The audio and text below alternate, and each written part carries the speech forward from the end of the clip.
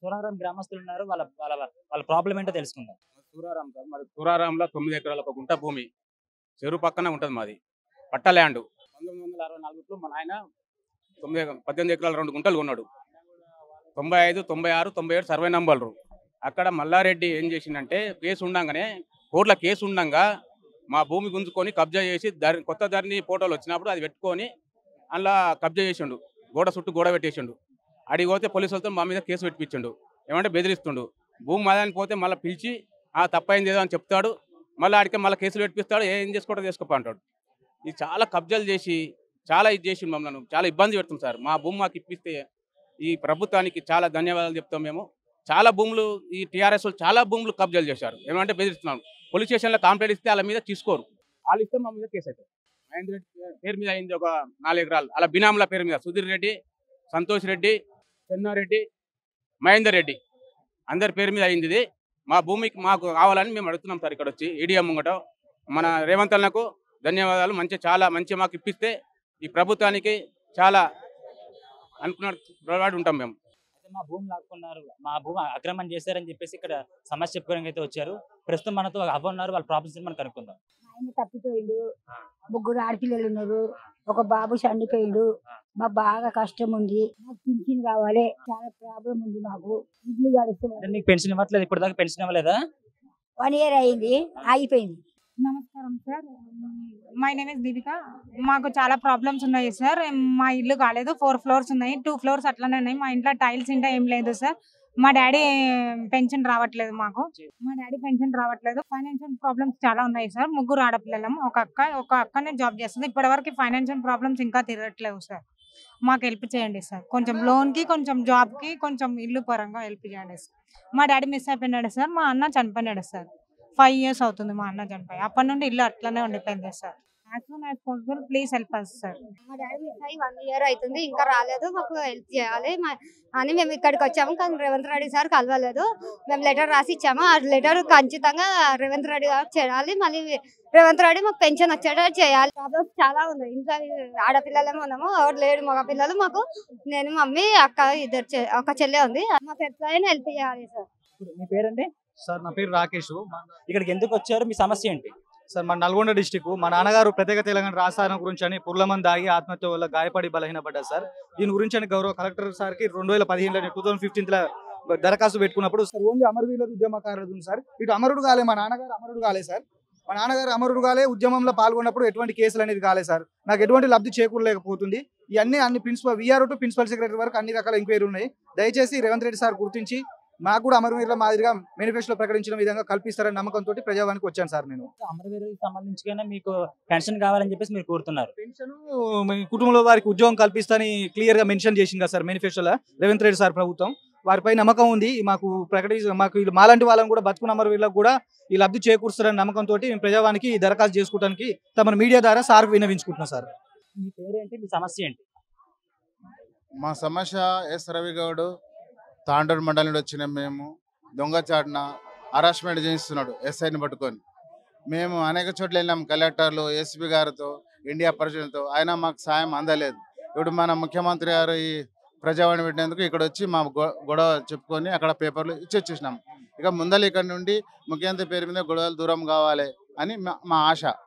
మరి ఈ విషయం ప్రజలకు తెలవాలి. వాళ్ళు టీఆర్ఎస్ గవర్నమెంట్లో ఇష్టం వచ్చినట్లు చేసి మా పరిశాన్ చేసినారు. 50 లక్షలు లాస్ అయినాయి. ఇంతవరకు ₹1 ఇవ్వలేదు. మరి వాళ్ళు వచ్చి ఈరోజు పలకరు. వాళ్ళకి పనులు మాకు ఎంట తీసుకొని తిరిగి వాళ్ళ పనులన్నీ చేసుకున్నారు.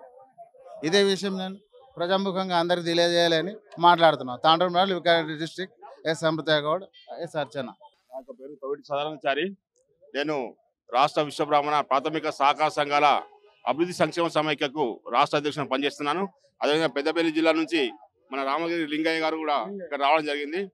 మేము ఏంటంటే ఈ యొక్క ప్రగతి భవన్ యొక్క గోడలు మన యొక్క రేవంత్ రెడ్డి గారు తీసేయడం మాకు సంతోషదాయకంగా ఉన్నది. మాకు సంతోషం ఆపలేకపోతున్నాం. మేము దాదాపుగా 5 సంవత్సరాల నుంచి కూడా రాష్ట్ర ప్రభుత్వానికి ఎన్ని విజ్ఞప్తులు ఇచ్చినా కూడా ఆఫీసర్ పట్టించుకోకుండా బుట్టదాఖలు చేసిండు. మాకు ఈరోజు ప్రగతి భవన్కి వచ్చి ఒక దరఖాస్తు ఇస్తే మంచి అధికారులు కూడా మంచి రెస్పాన్స్ ఇస్తుండ్రు. మేము ఏంటంటే 2018 లోపల తెలంగాణ ప్రభుత్వము ఈ కార్పొరేషన్ సంఘాలకు మాకు ఆన్లైన్ తీసుకున్నది, సబ్సిడీ రుణాలు ఇస్తామని. కానీ ఈ రోజు వరకు కూడా ₹1 ఇవ్వకుండా కాగితాల మట్టుకే లక్షల కోట్ల రూపాయలు పెట్టేసి తర్వాత వాపసు తీసుకొని ₹1 కూడా పేద ప్రజలకు ఇవ్వలేదు. చాలా మంది మా విశ్వబ్రాహ్మణులు చాలా మంది ఏంటంటే ఆత్మహత్యలు చేసుకుంటున్నారు, ఉద్యోగాలు లేక ఎంతో మంది ఇబ్బంది పడుతుండ్రు. కానీ రాష్ట్ర ప్రభుత్వం ఒక్క దరఖాస్తు కూడా పరిశీలించలేదు. దాదాపుగా అన్ని పరిష్కారం అయినా కూడా శాంక్షన్లో ఉన్నా కూడా చెక్కులు రాసేసి కూడా వాపసు తీసుకున్నటువంటి పరిస్థితి బీసీ కార్పొరేషన్ది. ఈ యొక్క సమస్యను ఏదైతే మా యొక్క పొన్న ప్రభాకర్ గారి, రేవంత్ రెడ్డి గారు గారి ఈ యొక్క కాంగ్రెస్ ప్రభుత్వంలో మాకు ఏదైతే కామారెడ్డిలో డిక్లరేషన్ పెట్టినటువంటి ఏదైతే మాకు 10 లక్షలు ఇస్తారో సొసైటీకి, ఆ సొసైటీ 10 లక్షలు ఇచ్చుకుంటే పాత 2018లో ఏదైతే పెండింగ్ ఉన్నాయో ఆ పెండింగ్ దరఖాస్తులకు అన్నిటి కూడా బడ్జెట్ కేటాయించాలని ఈ సందర్భంగా రేవంత్ రెడ్డి గారిని ముఖ్యమంత్రి కోరుతున్నాను. అదేవిధంగా మా యొక్క కరీంనగర్ జిల్లా ఉండే పొన్న ప్రభాకర్ గారికి ఉన్న మా బీసీ మంత్రి గారి వారిని కూడా నేను ఈ సందర్భంగా సవినయంగా మనవి చేస్తున్నాను. ఈరోజు భవన నిర్మాణ కార్మికుల సమస్యలు పరిష్కారం చేయాలని ప్రజావాణిలో ముఖ్యమంత్రి గారికి రిప్రజెంటేషన్ ఇచ్చాం అధికారులకి. ప్రధానంగా తెలంగాణ వచ్చిన కానుండి నేటి వరకు సుమారు 5,000 కోట్ల రూపాయలు వెల్ఫేర్ బోర్డులో నిధులు జమైనాయి. ఈ నిధుల్ని కార్మికుల సంక్షేమం కోసం ఖర్చు పెట్టకుండా గత తెలంగాణ ప్రభుత్వం సివిల్ సప్లై శాఖకి 1,005 కోట్ల రూపాయలు మళ్లించింది. అట్లాగే బీసీ సప్లానికి 255 కోట్ల రూపాయలు మళ్లించింది. మొత్తం 1,255 కోట్ల రూపాయలు ఇతర శాఖలకు మళ్లించి కార్మికుల నోట్లో మట్టి కొట్టింది. కార్మికుల డబ్బుల్ని కార్మికుల సంక్షేమం కోసమే ఖర్చు పెట్టాలని మేము అడుగుతున్నాం. అంతేకాదు వెల్ఫేర్ బోర్డు నిధుల్ని ఖర్చు పెట్టాలంటే అడ్వైజరీ కమిటీని నియమించాలి. తెలంగాణ గత ప్రభుత్వం నియమించలేదు, విచ్చలవిడిగా ఖర్చు పెట్టారు. కాబట్టి అడ్వైజరీ కమిటీని కార్మిక సంఘాలతోని నియమించాలని చెప్పేసి మేము అడుగుతున్నాం. ఆ నిధులన్నిటి కూడా అడ్వైజరీ బోర్డు కమిటీ నియమం ప్రకారమే ఖర్చు పెట్టాలి. అట్లాగే ఇలా కార్మిక శాఖకు మంత్రి కూడా లేడు. కార్మిక శాఖ మంత్రిని కూడా వెంటనే నియమించి ఆ బోర్డు నిధుల్ని ఆ రకంగా ఖర్చు చేయాలని చెప్పేసి అడుగుతున్నాం. దీంతో పాటు వేలాది క్లెయిమ్స్ ఇలా రాష్ట్రంలో పెండింగ్లో ఉన్నాయి. నిధులు పుష్కలంగా ఉన్నా కార్మికులకి క్లెయిమ్స్ అందే పరిస్థితి లేదు.